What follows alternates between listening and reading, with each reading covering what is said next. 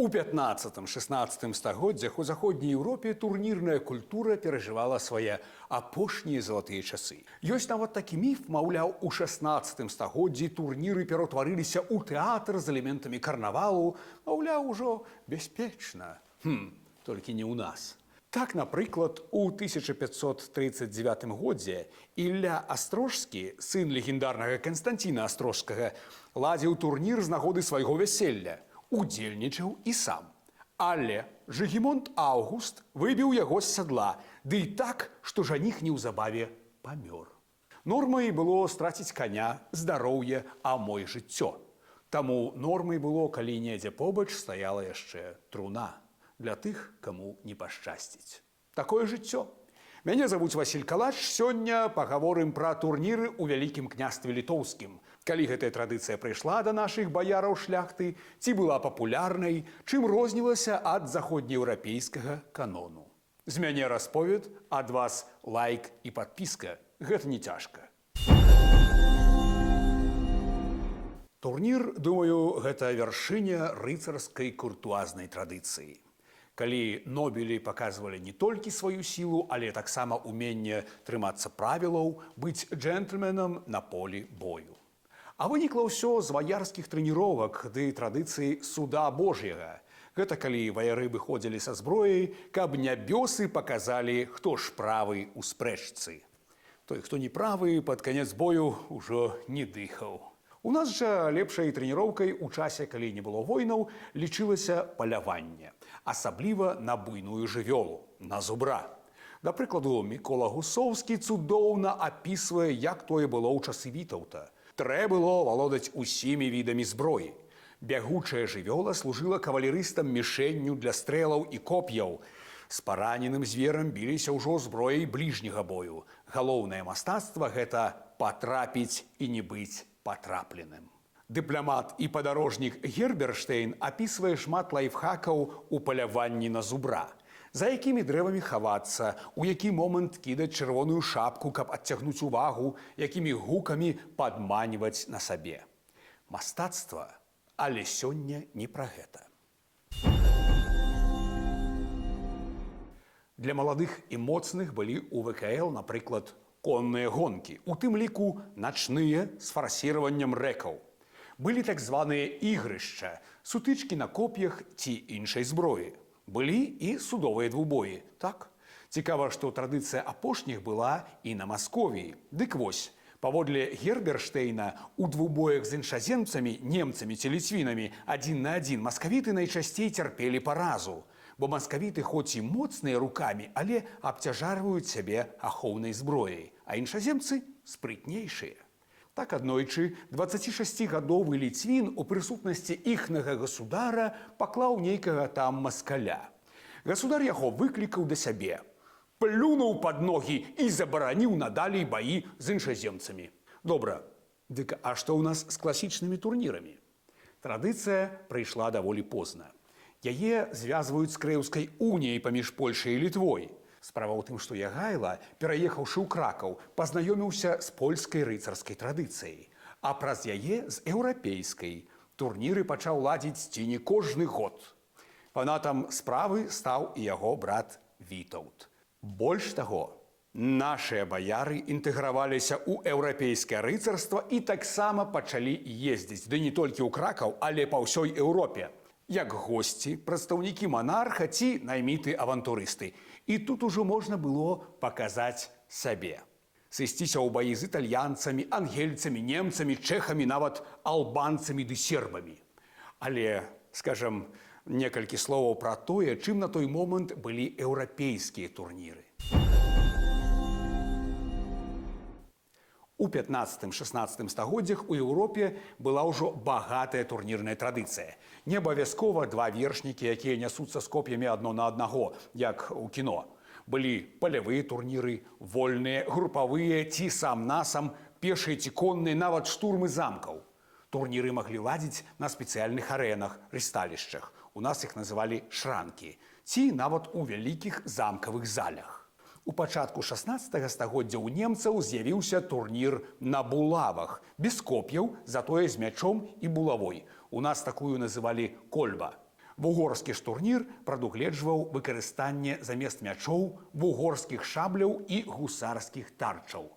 Нямецкі пешы турнір часоў Максіміліяна I мог прадугледжваць сякеры, кінжалы, алібарды, баявыя цыпы, двуручныя мячы на любы густ.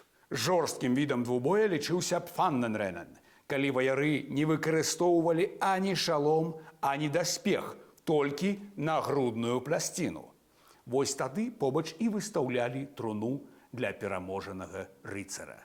У іншых выпадках, дарэчы, зняты шалом лічыўся знакам да канца бітвы. Тут хіба знятая галава.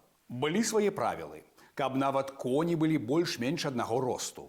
Свае прызы, данг, падзяка, залатыя рыцарскія паясы, каштоўная зброя, рыштунак, ланцугі, пярсцёнкі, шпоры, коні. Дарэчы, пра коняў. Была адна гісторыя ў 1515 годзе падчас Венскага кангрэсу. Туды з'ехаліся рыцары з германскіх земляў, з Чэхіі, Польшчы, Вугоршчыны, Літвы, канешне, турнір. А пасля абавязковы пір, бяседа, і немцы пачалі троліць польскіх рыцараў за кепскую зброю і маларослых коняў. Прапанавалі ім купіць за 100 злотых старэнькага змучанага каня фрыза, а гэта цяжкая рыцарская парода. Палякі купілі, ды прыгатавалі таго фрыза, запрасілі немцаў на абед і скармілі тую каняшку былым уласнікам як аленя. Мабыць, пад рэйнскае віно фрыз нават і няблага зайшоў. Дарэчы, віноўніцай шматлікіх турніраў у 1420-е была жонка Ягайлы Соф'я Гальшанская. Падчас яе каранацыі, паводле Яна Длугаша, панядзелак, аўторак, сераду, чацвер і пятніцу праводзілі на турнірах, а ночы на танцах. Мне б столькі здароўя. Калі Зоф'я праз 2 гады нарадзіла сына Казіміра, зноў ігрышчы ды ўзнагароды для рыцараў. Каранацыя Казіміра – тое самае, і так на кожную нагоду. На жаль, турніры часоў ягелонаў апісаныя скупа. Было весела, а што весела? Без падрабязнасцяў. Як я ўжо казаў, у той час нашыя пачалі ездзіць біцца ў Еўропу. Так, у 1460-х Александр Солтан меў за поспехі на турнірах залаты ланцуг і ордэн залатога руна. Не абы ад каго, ад караля Англіі і герцага Бургундыі. Пры бургундскім двары той Солтан займаў пасаду шамбеляна, то бок камергера. А вось прыклад Міхала Глінскага, героя бітвы пад Клецкам 1506 году. Дык той паспеў паслужыць у Саксоніі, дзе стаў спецом па конных баях на вострых і тупых коп'ях. Не абыходзілася і без палітыкі. У 1553-м яшчэ да Люблінскай уніі ў Кракаве біліся паляк Зыгмунд Вольскі ды літвін Станіслаў Кізгайла. Дык палякі прызналі перамогу за Вольскім, бо той зваліў суперніка з каня. А ліцвіны за Кізгайлам, бо той ударам скрышыў кап'ё да рукаяці, а пасля умела саскочыў праз конскую галаву. Саскочыў, а не ўпаў. Ну і, канешне, шалёным фанатам і удзельнікам турніраў быў апошні з ягелонаў Жыгімонт Аўгуст. Дзе манарх, там і турніры. А Жыгімонт Аўгуст дужа палюбіў Вільню, таму прынёс і гэтую традыцыю. Пра яго нораў я ўжо казаў на пачатку. Той двубой з Іллём Астрожскім, які дрэнна скончыўся для апошняга. Але вы ж не думаеце, што Жыгімонт Аўгуст, гэты д'ябал рэнесансу, пасля гэтага супыніўся? Не, яго час – гэта час лёгкасці ды іроніі і ў жыцці, і ў смерці. У канцы лютага 1547 году Жыгімонт у Вільні зладзіў такое відовішча з 3 частак. Турнір, гусарскія бітвы ды здабыццё замку. Сам таксама прымаў удзел. Але пікантны момант хаваўся ў тым, што падчас аднаго з баёў на шранкі выйшла вядомая прастытутка Зоф'я Доўгая. А супраць яе паны Гербут і Лашч. Напэўна ж, за ўсім гэтым таксама назірала Барбара Радзівіл. Эратычная ікона свайго часу. Маскарады, балі, феерверкі, усяго хапала. А вось 1562 год. У Вільні цэлы тыдзень святкавалі шлюб фінляндскага княжыча Яна з Кацярынай Ягелонкай. Турніры нямецкія і гусарскія, сутычкі на вострых і тупых коп'ях, усё пад музыку. Атрымалася люта. Шмат пакалечаных людзей ды забітых коняў. Прысутныя нават пабачылі ў гэтым нядобры знак. Дарэчы, была традыцыя. Перад боем рыцары прабачалі адно аднаго і адпускалі ўзаемна грахі на выпадак, калі нехта будзе пакалечаны ці забіты. Добрай нагодай для турніраў былі і вайсковыя перамогі. Напрыклад, Вікторыя Маскоўская ў 1583 перамога ў доўгай лівонскай вайне супраць Івана Грознага. Вось тады ўжо пасля турніру зладзілі над шэсце. Ехалі трубачы, за імі ў пазалочаных даспехах 100 рыцараў на конях, потым вазы, на адным быў полацак, потым сокал, веліш, вялікія лукі, на 4 вазах везлі скарбы. Але гэта ўжо канец той залатой эпохі.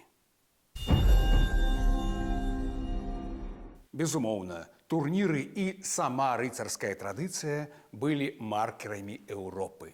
Незалежна, ці нашы біліся ў Вене, Кракаве, Вільні ці Нясвіжы.